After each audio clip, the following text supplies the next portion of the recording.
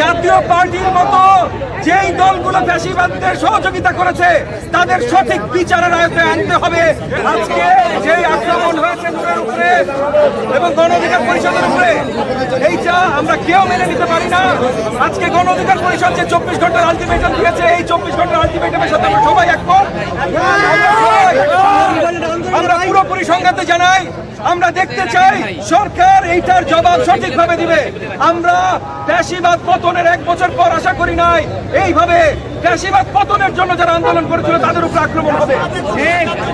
জাতীয় পার্টির মতো যেই দলগুলো ফ্যাসিবাদদের সহযোগিতা করেছে তাদের সঠিক বিচারের আয়ত্তে আনতে হবে, এইটা আমাদের শক্ত দাবি। এবং যারা আজকে নির্মমভাবে নূর এবং নূরের শতাধিক নেতা কর্মীর উপরে এইভাবে আক্রমণ করেছে, যারা এইভাবে তাদেরকে আহত করেছে, তাদেরকে জবাব দিয়ে তার আয়ত্তে আনতে হবে। 24 ঘন্টার আলটিমেটাম যেটা গণ অধিকার পরিষদ দিয়েছে, আমরা পুরোপুরি এনডিএম থেকে পুরোপুরি তার সাথে সংগতি জানাচ্ছি। আমরাও একই সাথে সরকারকে সেই আলটিমেটাম দিচ্ছি যে এইটা জবাব দিয়ে তার ওই আয়ত্তে আনতেই হবে এবং যতগুলো ফ্যাসিবাদের দোষর ছিল তাদেরকেও আইনের আওতায় আনতে হবে। ধন্যবাদ। উল্টো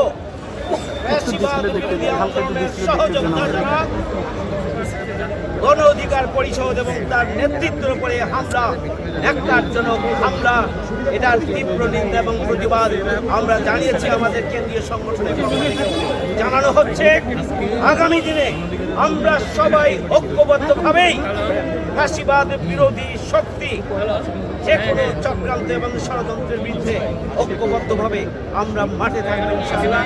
দেশবাসীর কাছে আবারও নূরের জন্য দোয়া কামনা করে আমার কথা এখানে শেষ করছি।